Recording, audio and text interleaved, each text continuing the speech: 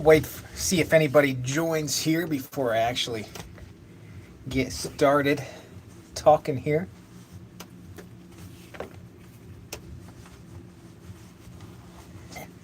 Maybe people are watching football. I've actually got a TV over here. I'm trying to get the Eagles game on, get some NFL playoffs.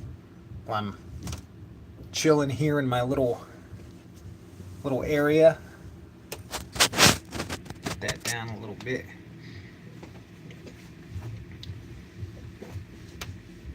Hello there, if somebody's joined. Hope you're having a good Sunday. Here to having a cup of coffee, trying to get the football game on my little TV over here, and figured we'd talk some knives a little bit.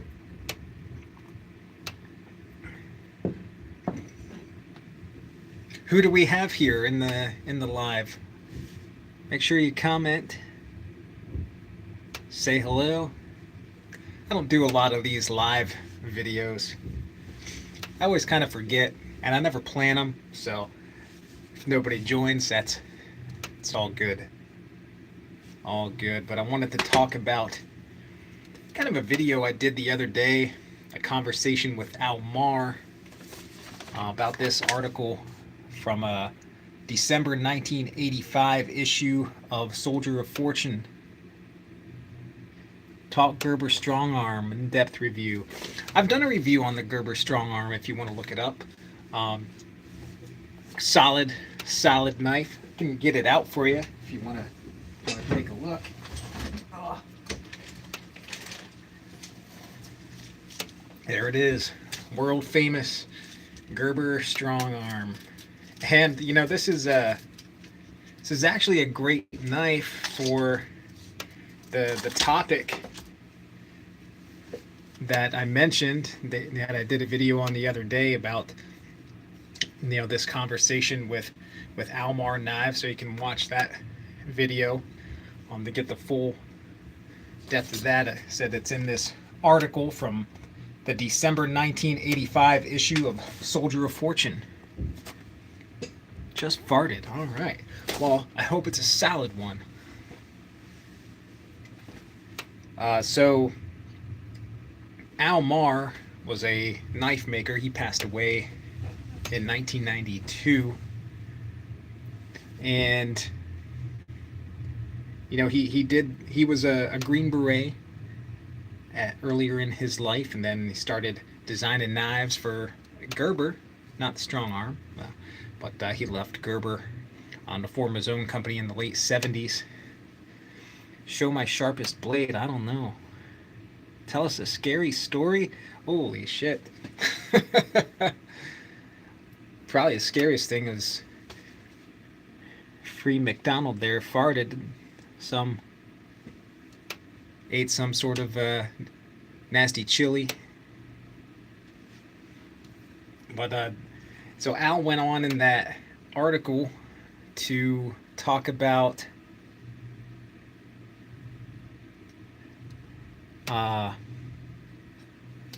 Rockwell hardness and ease of sharpening in the field for these knives. And you know, Gerber Strong Arm is definitely a knife that I think S.E.R.E would have supported in its role. 420 HC is a tough steel and easy to resharpen in the field. So I'm sure the Gerber Strong Arm probably would have been fine with him, and it's made in America. S.E.R.E knives, when he was alive, all of those knives were made in Seki, Japan. And you know, I have a couple here. I wanted to talk about a few specific brands. Actually, I forgot one. I wanted to talk about Emerson knives. I wanted to talk about S.E.R.E knives and Randall knives. They all have something in common, that they are kind of kept to a lower Rockwell hardness for added toughness and ease of sharpen ability in the field. You know, what's the name? SXRX, do I hunt? The answer to that question is sort of. I didn't grow up hunting or anything like that, but I bought a bow last year and I have gone out hunting with it without success. So I have tried, and I'll keep trying. So that's that's where I'll leave that. Would love to go hunting more. Todd Carr and Gruggs, my man, what's going on?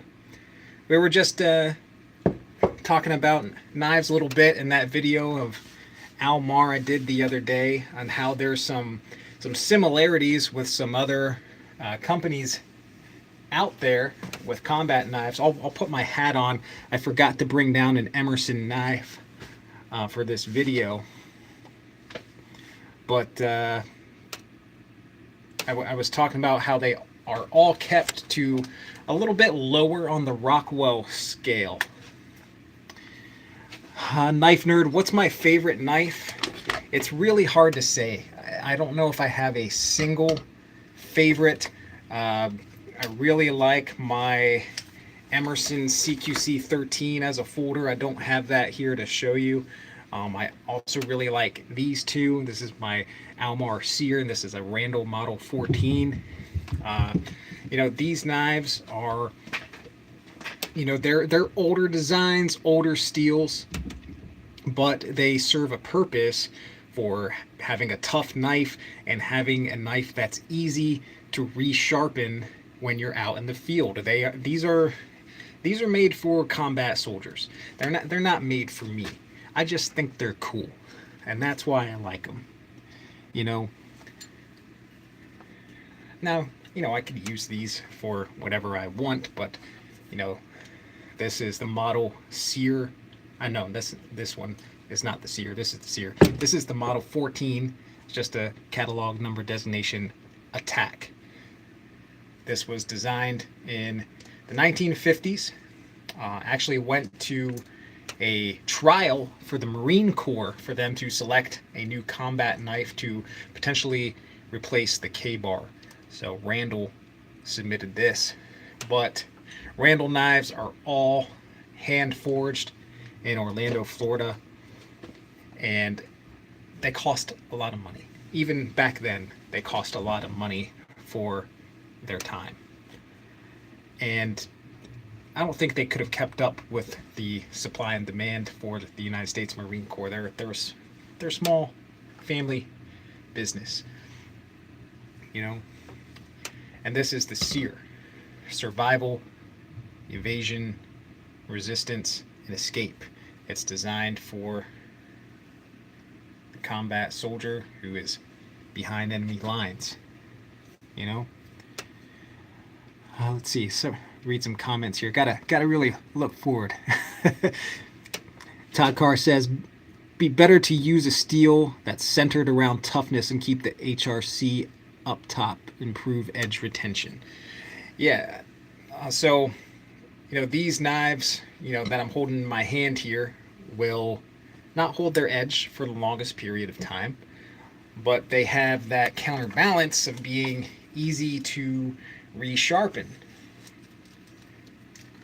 And you can probably hone this in the field on, you know, a regular old whetstone. Even the Randall comes with a little whetstone. Well, so did the Almar in its original state. But, you know, Randall includes one of these little 1x3 hones with, I think, all their knives. Well, at least all the knives that have a pouch for this stone on the sheath. There's a few models that don't, but most of them do. So that you can touch up this edge wherever you are. So next I'll show this Almar S.E.R.E. folder. Now this knife here was specifically designed for the Army's S.E.R.E. school that was run by Colonel Nick Rowe. I believe it's the same steel as the fixed blade. It's like an AUS-6 steel. All right, so AUS-6 will be all poo-poo on today because it's an inferior steel, and there's probably not really any blades being made in this steel anymore that I know of. Grab some coffee.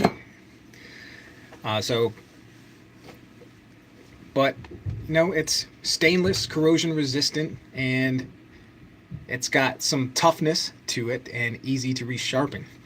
Mattisfaction, what's up, man? Yeah, Garen, Almars are just phenomenal knives.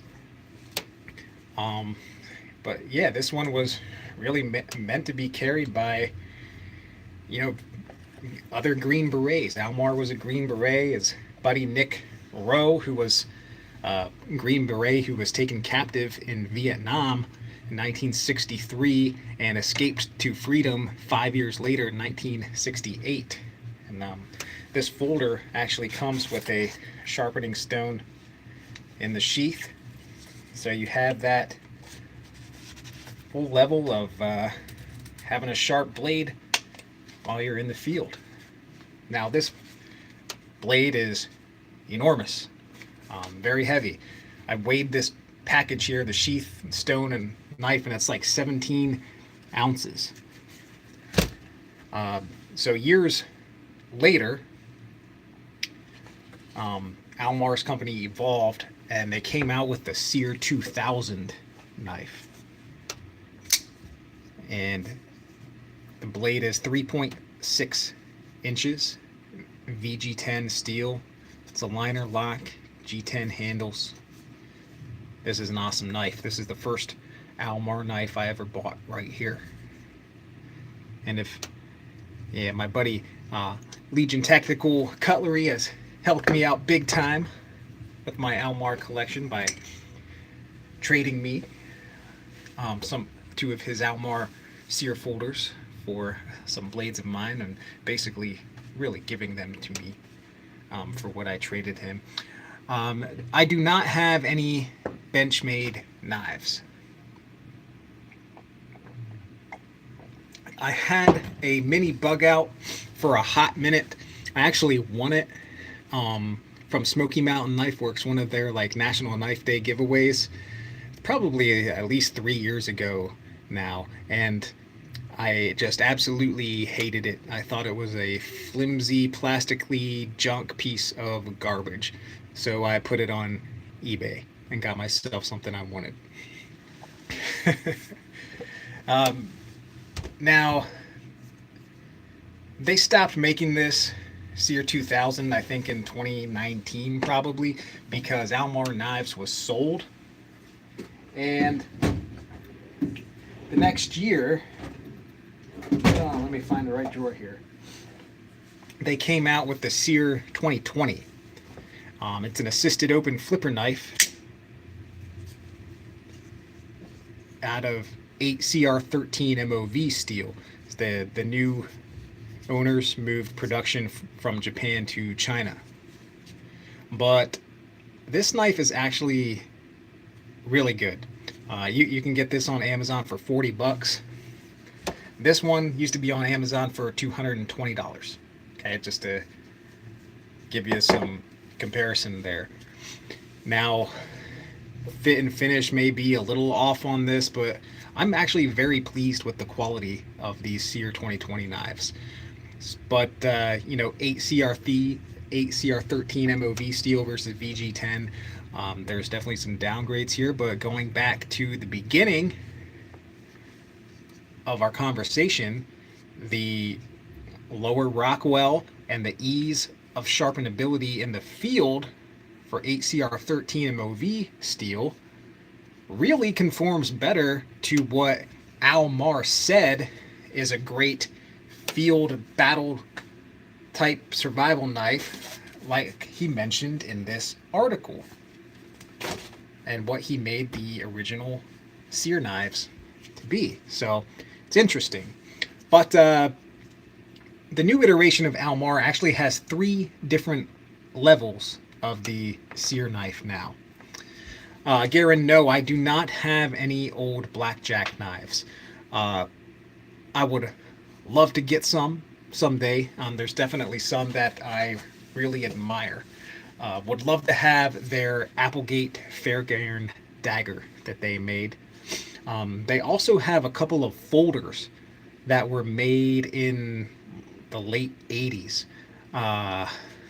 the Mamba and Yukon Skinner folding knives. If you're not familiar with them, look it up. They're really cool. They were made in Japan. Um, really nice looking folders. I learned about them in a book I have called Everybody's Knife Bible by Don Paul.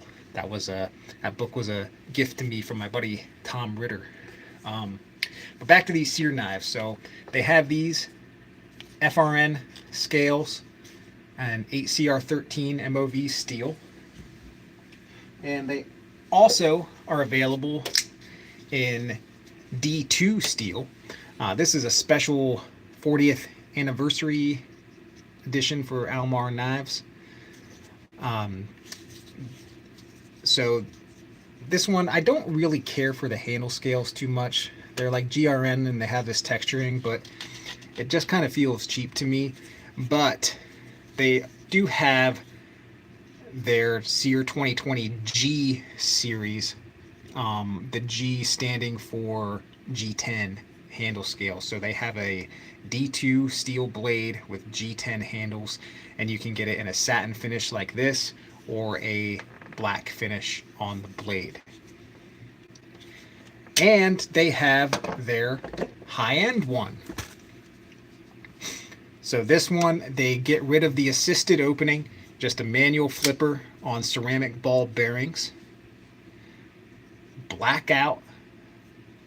Got a nice like gray logo on the pocket clip, whereas it's right in front of me. This one has like the red logo, so this one's like completely like dark blacked out. It's really cool, and it has S35 VN steel on this, which is, it's pretty comparable to VG10 in this knife. I think S35 edges out the VG10 a little bit. Well textured G10. They're both liner locks. The main difference on this one is there's some jimping here on the lock, whereas the others are just the plain steel. And you get jimping on the flipper, where there's none on the regular S.E.R.E 2020. This one they don't call the S.E.R.E 2020, actually, they just call it S.E.R.E Taiwan. Yeah, this manual blackout one, this is an awesome knife. I think the best price you'll find on these is at Atlantic Knife and Chicago Knife Works. I believe they have these for $191. So this is the high-end thing from Almar Knives today, but still actually cheaper than the S.E.R.E 2000 was. But you are getting a really nice knife for this. The older ones I saw, they're collector's items now. You can only get those on like eBay and whatnot. Nice to actually have some people jump on. I saw Dave Brune ask something about 5 inches. Were you asking if one of those knives was a 5-inch blade? Sorry, I wasn't. It's hard to pay attention to all the comments. I'm going back and scroll through. Ah, yes, Garen. So Blackjack, yeah, they actually make a lot of, well, not a lot, but several versions of Randall knives, like the Randall Model 1. They even make their version of this, the Model 14. I think they do the Randall Model 4. I think they just did a run of those last year. And I think maybe the 19 they do one.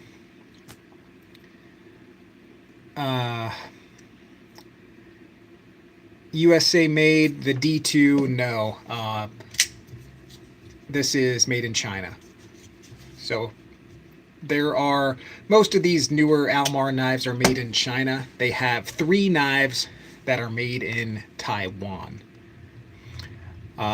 When Almar was under their previous ownership, they did have a few knives made in the USA, but primarily since 1979, Almar knives have been manufactured in S.E.R.E, Japan. They had a few automatics that were made in the USA. You see that from a lot of companies, like SOG, for instance. All their knives are made overseas except for the autos. They make those in the U.S. So I guess the Asians don't really make automatics. Although I'm pretty sure the Boker, like their Kalashnikov autos, are all made in China. But I don't know. I don't know. And then there was a version of, I'll pull it out here. There was a version of this Almar S.E.R.E fixed blade. Kind of like this anyway. It was a 5-inch blade, I think a little wider blade than this, that they had made in the US. They made it both in 154 CM and S30V steel. Would love to get one of those in my collection. Now this size, this is a 4-inch blade. This one in particular is D2 steel, and it's made in China. Tops actually did a collaboration with Almar some years back and made this knife. They called it the Mini S.E.R.E. Pretty sure it was the same size 4-inch blade. That's like a collector's item now. You can't get that for under $200. That Tops made one. And I think they made it in 154 CM steel, if I'm not mistaken. Dave Broom bought your first Almar in '88. Which one did you get?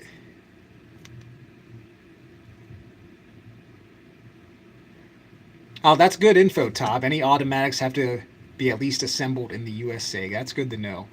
I think that's what goes on with a lot of the SOG automatics. Oh, I have one over here. This is their TAC AU.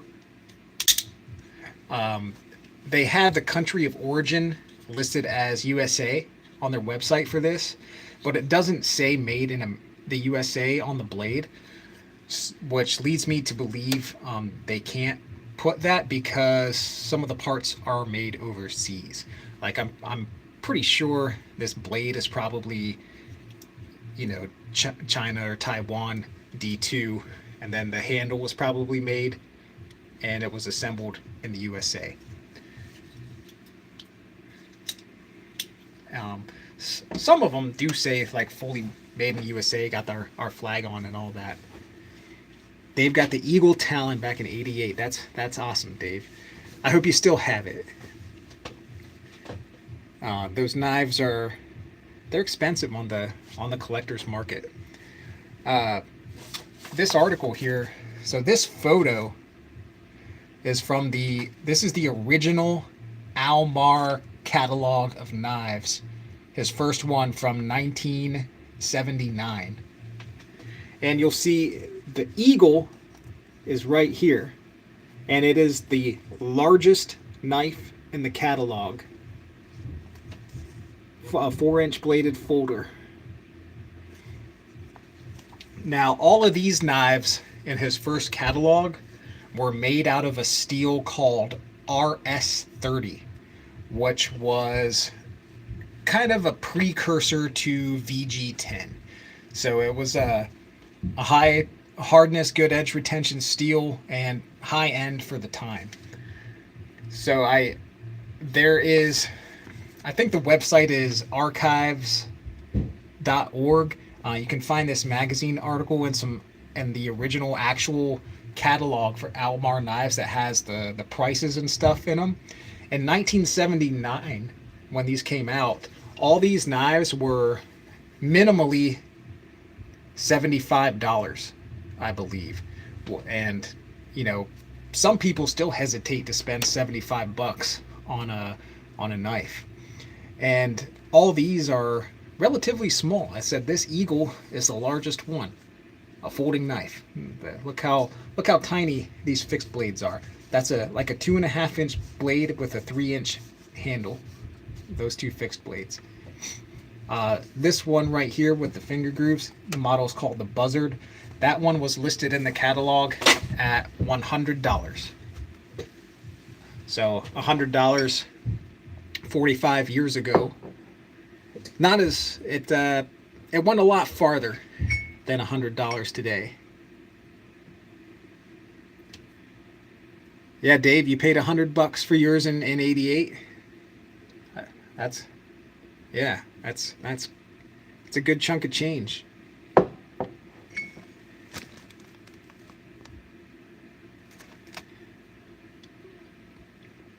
I'm scrolling back up, see some comments here. Thank you all for joining. Nice to have some people actually log in and listen to me gab about my knife collection here. I escaped down to my man cave. My son's upstairs watching TV, watching a movie.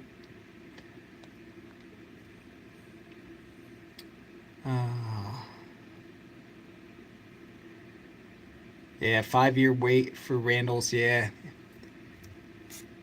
yeah, they've been a 5 year wait for many years.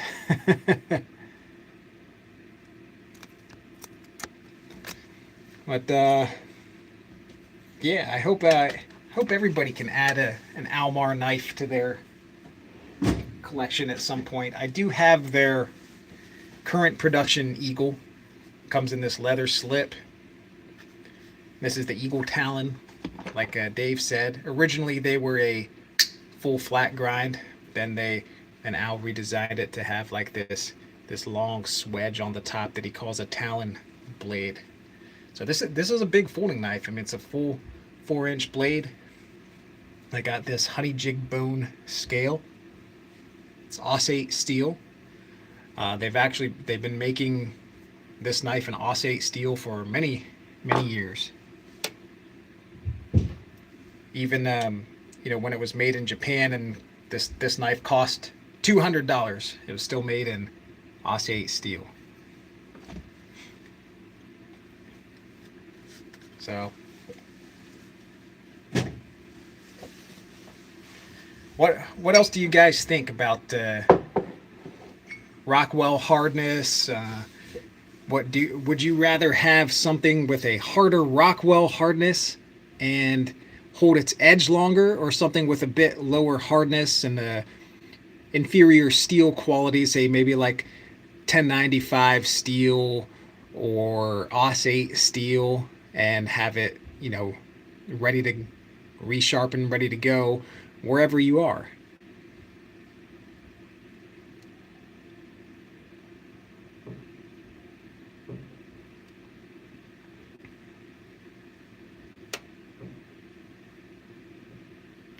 Todd Carr bought a Pakistani clone of the Buck 110.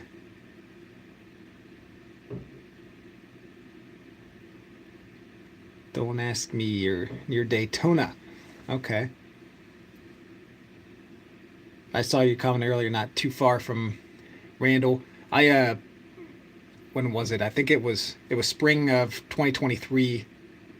We took a trip to Disney World, but no time to go to Randall Knives. Spent all the days, full days in the parks.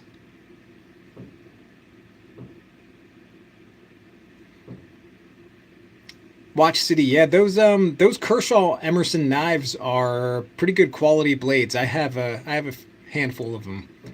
I would recommend the Kershaw CQC 10. It's a nice clip point blade with a green G10 handle scale. It's a real nice one. Or see if you can find the CQC 6K. It's like a 3-inch blade. They made that one in D2 steel. They're good knives. They're all frame locks. They have a G10 handle scale on one side, and either like the first one I mentioned, the CQC 10 has a 8CR14 MOV steel, and they're nice knives. And if you like those, you try out the Emerson Wave feature on those without, spending your full wad of cash on an actual Emerson knife.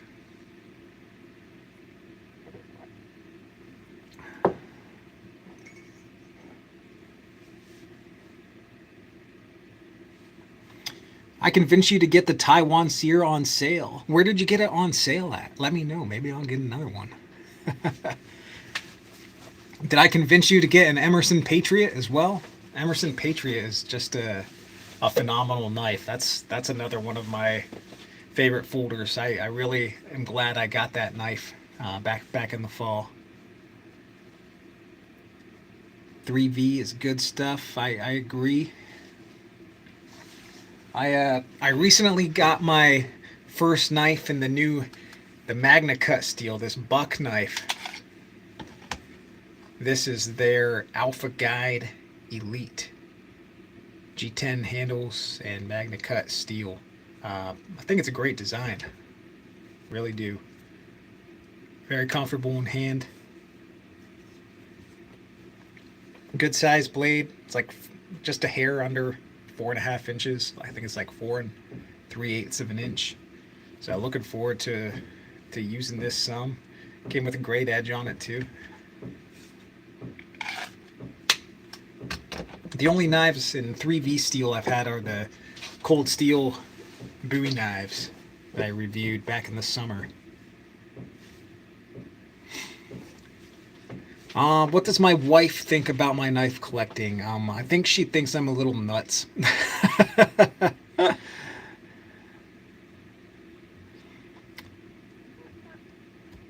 Okay, Brandon. Yeah, great. You got the S.E.R.E Atlantic knife. Yeah, they've had like the best price around from what I can see, and they're one of the only dealers that has it. To be honest, Patriot you've had for 8 years. Awesome, awesome. Yeah, I got mine back in September, I think. The latest run. Last I checked, I think there's still some available on EmersonKnives.com if you want a Patriot.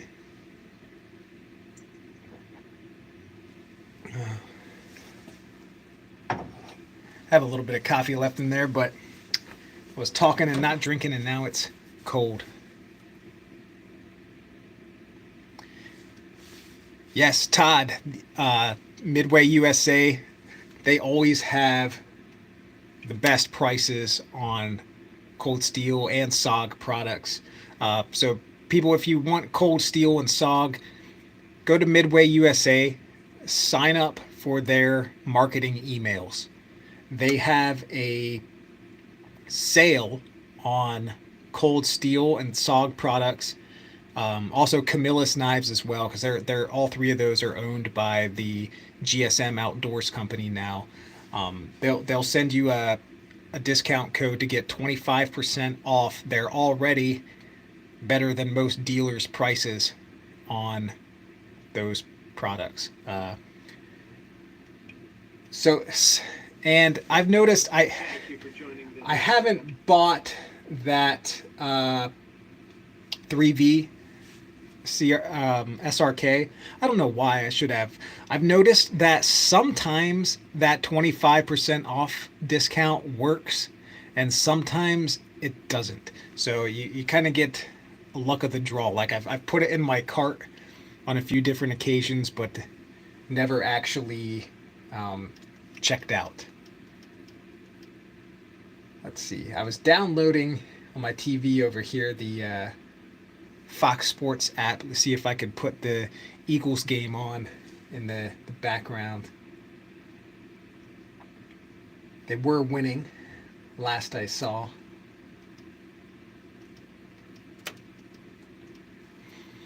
Let's see.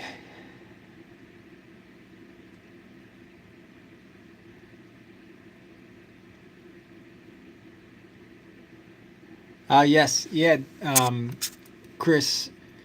Yeah, dispatch folders. They make some decent budget stuff. Um, yeah, and the fixed blade Tanto. I wonder, did you get the one that Saw Grunt showed on his channel recently? Yeah, it has like an orange and black handle, I think, or some sort of colored handle, and a serrated Tanto.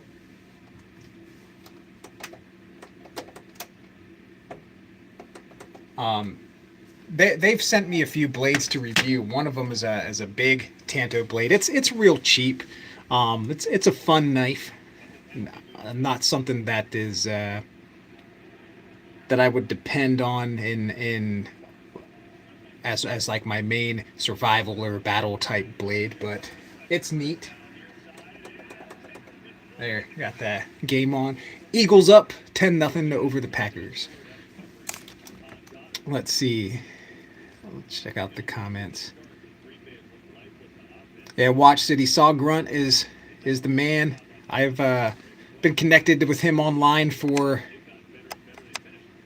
man, probably about 4 years now. When I've started really getting into the SOG knives, met him in the Facebook group called SOG Army, and he eventually he was posting videos and stuff there in that group, and I told him, like, you need to start a YouTube channel about these, and eventually he got around to it. Yeah, everybody, if you're not subscribed to the Saw Grunt, go over and find his channel.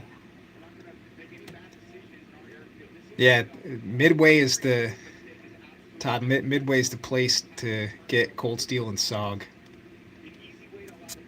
Let me catch up on some of these.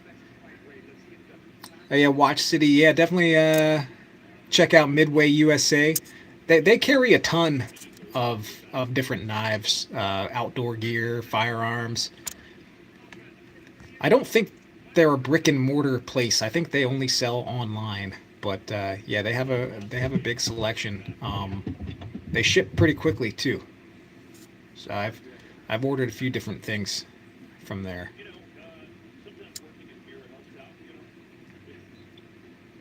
Oh, Brandon's got S.E.R.E, Seal Pup, Seal 2000, Tiger Shark. Man, that's some good stuff there.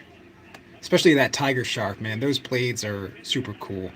Um, very very expensive on the collector's market nowadays. Let's see. Also got Seki Cold Steel Tanto. Nice. Sub Tuna SOG Pentagon OTF worth it.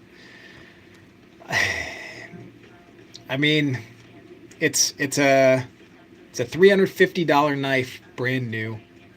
I always recommend waiting for a sale. I I haven't really checked if SOG puts those on sale, but if you sign up for their emails or text messages, you'll get uh, notifications of sales. They have like 20% off most items on their site fairly often, and I think it's a good knife. A lot of the well, you'll find a few reviews of that on YouTube where people say the blade dulls when it deploys out of the handle. I don't have mine over here. I have it upstairs.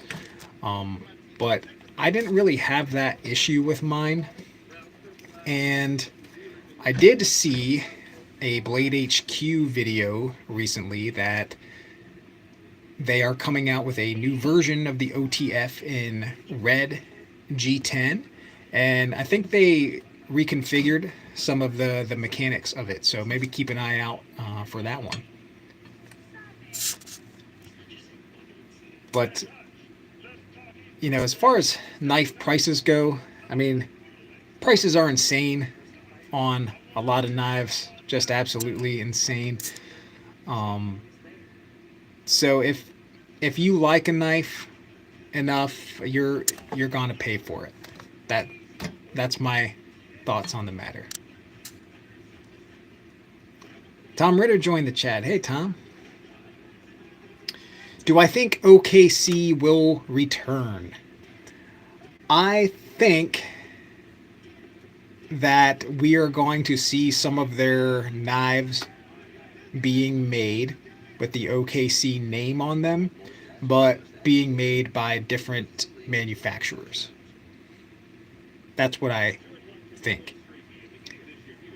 I think their like rat folders and stuff have never ceased production just because they were all made in Taiwan. Uh, I think that factory kept on going with the new ownership of Blue Ridge Knives distributor. as far as I know, they've kept up production of those. Now, my friends over at Colonial Knife Company, uh, they have started making the pilot survival knife. They got some I guess some of the materials and stuff from Ontario, when they were having like a closeout sale, and they started making the pilot survival knife. I believe they started making the M3 trench knife and the marine fighting knife that OKC made. Now, I don't know what the future holds for that there. I haven't talked to them in a bit, if they're going to all be branded as Colonial knives or if they are going to be the OEM and manufacturing them for Ontario Knife Company.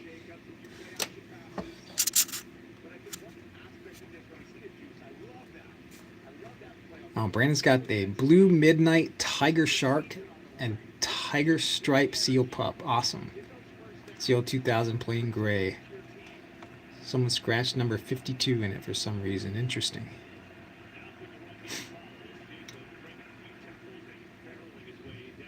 Don't ask me. Chris, you want an SB10 so bad, but not eBay price bad. What are they going for on eBay nowadays? I was very lucky to get my SP10. I have that over here actually. I got this like right as Ontario announced they were closed up shop. They had these in stock at Cabela's, by my house all the time. They would have this, the like the Rat 7, the Pilot Survival Knife, Rat 1 folders, all the time. And I picked this up there. They were like, I think there was like $60. But this is a cool Bowie knife for sure. I did have the SP6 fighting knife from Ontario, but I sold that in one of my knife sales on here. But keeping the SP10, at least for now.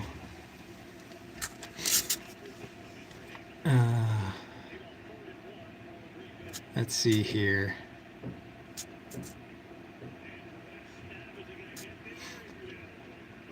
It's like Todd Carr's recommending some Cold Steel knives. Yeah, Tom. Yeah, as far as I know, CKC brand for those. Um, yeah, as far as I know, that's what it is too. That he's Colonial's making them for Colonial. People are asking over $200 for that Ontario Bowie. Man, maybe I will sell mine. Oh gosh. Yeah, Grug's my RMJ UCAP is 3V. That's right. I said earlier the only 3V I had was my Cold Steel Bowies. I forgot that UCAP. You got the Work Tough Gear V44X instead. I'm sure you have a better Bowie knife in that Work Tough Gear than the Ontario. I don't want to bash Ontario, but they went out of business for a reason. And the reason, I mean, they put the worst edge of all time on their knives. That SP6 I mentioned I had, that came so dull and was such a thick edge on it. It took me like 6 months to sharpen that thing, and I was just mad at it and never used it. That Bowie though, that came with a much better edge. I didn't have to do too much to that. Brandon has the Colonial Shackle Key. That's cool. Yeah, the owner of Colonial, Steve Palantonio, he's a big sailing guy. So that's why he makes a lot of those. He makes a few different nautical type knives like that. OKC probably didn't pay their employees well. Wouldn't surprise me. I mean, they're making all those made in the USA made knives like the SP line and sold them for $50. I mean, probably not a lot of these knife companies pay their employees well.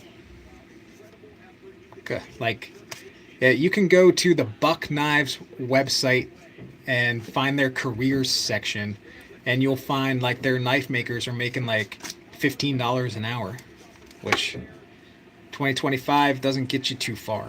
I mean, and that's who we want making our nice made in American knives when you can make that much working at the gas station.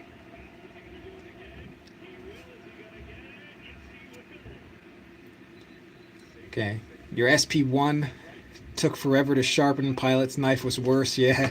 Yeah, there's some videos of the people buying those pilot survival knives and having a heck of a time sharpening for them.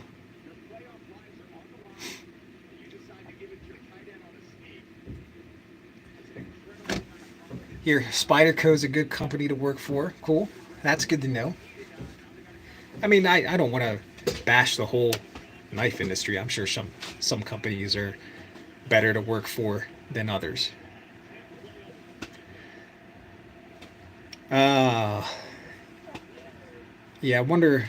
It makes you wonder, some of these companies that are charging. Well, let's talk about Spyderco. I mean, all their knives are like $200 and minimum these days, it seems. So hopefully some of that cost goes into paying their employees.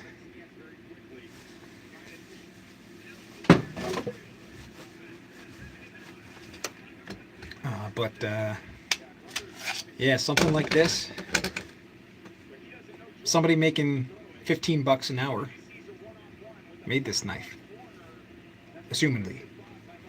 Now that's probably starting pay. Maybe as you get more experience, they pay you better, just like anywhere else.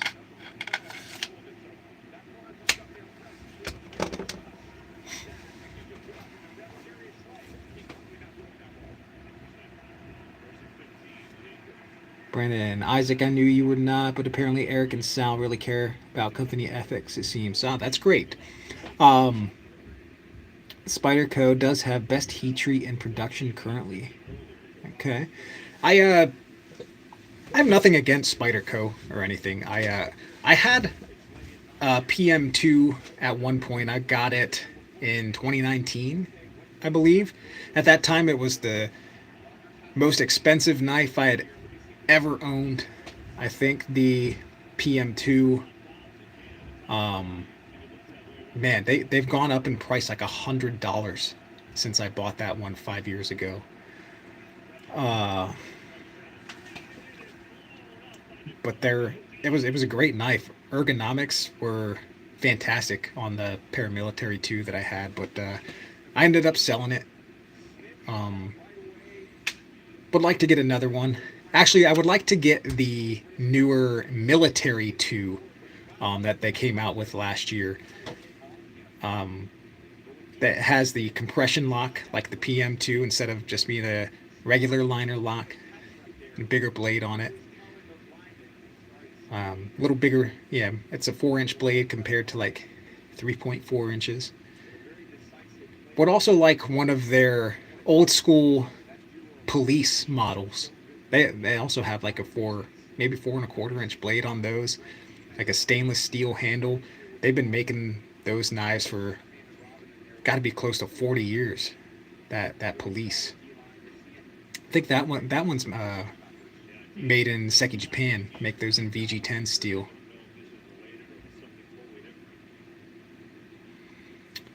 How long have I had the Gen 1 S.E.R.E? So I got this folder about a year ago, and I just got this fixed blade.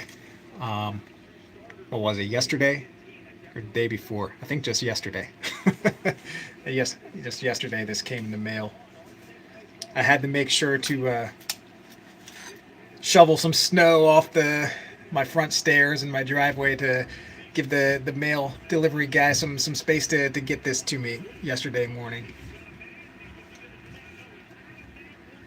But I started. I had never heard of Almar knives until maybe 2022, early 22. I read a book called Survival Knives by the author James Morgan Ayres, and he talked about the sear knife and showed the sear 2000 in that book. So that's why I bought this knife, because he had great things to say about it, and I thought it looked cool.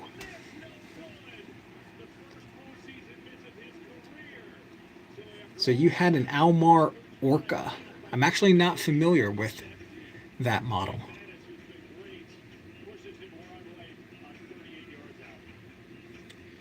Let's see. Watch City Knives always hears Buck has the best heat treat.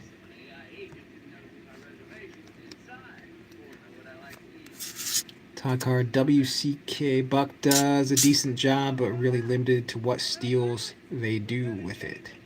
And only US models. Yeah. Yeah, so Buck, they seem to come out with a bunch of like more modern folding knives every year, but they make them all in China. Um, yeah, I don't know if they use the Paul Boss heat treat method over there for their knives, but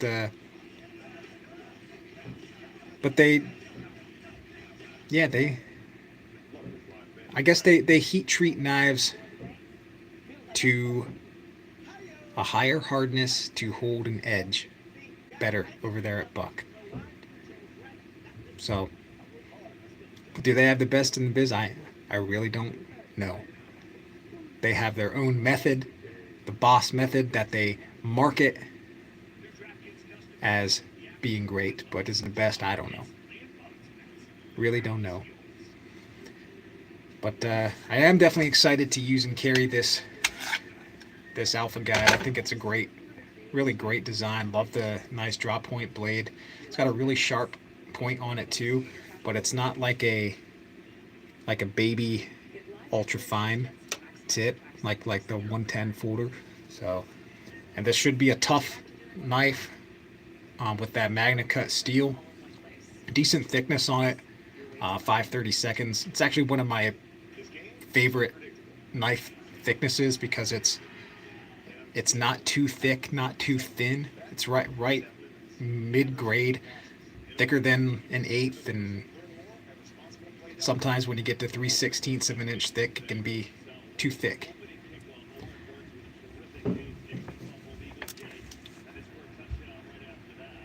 Watch it, yes. Have I ever designed my own knife? No, I have not. Um, maybe someday. Maybe someday. But when I do, I will try my hardest not to have it made by Work Tough Gear like a lot of other YouTube knife designers. Not that there's really anything wrong with that per se, but it just seems to be a trend with that I wouldn't want to do. Let's see.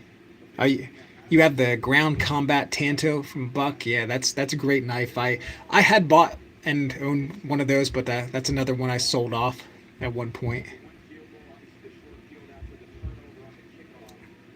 Let's see. Todd Carr says with Buck and most other heat treaters with processes, it's about getting the most edge retention while retaining as much toughness as possible. Sort of what Big Brown Bear did with 15V for Spyderco. Todd, who is Big Brown Bear? Is that like a heat treatment company?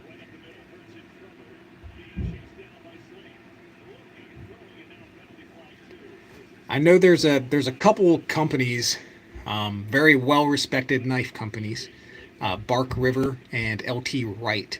They send all of their knives to a place called Peter's Heat Treat in Pennsylvania for all of their heat treatment.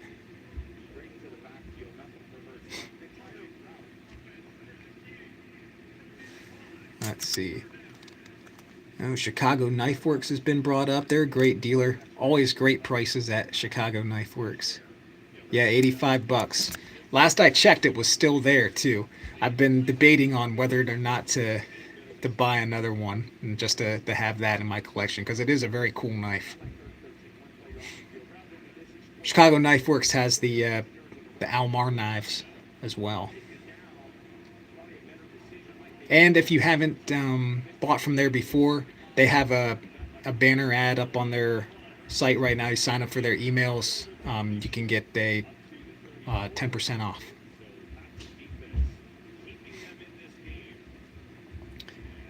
All right. Well, guys, I think I am going to cut out the live. Been on here about an hour. Can't believe it. Time flies when you're having fun. So, let's see. Oh, Big Brown Bear has a channel. He's a custom knife maker and develops his own heat treat recipes. Oh, interesting. Recently did ABL for Spyderco. I didn't know Spyderco made knives in ABL, although they do all sorts of weird sprint runs and a ton of different steels. All right, thank you all for joining, guys. We'll catch you later. Enjoy the rest of your Sunday. I should probably go check on my kid. Take it easy.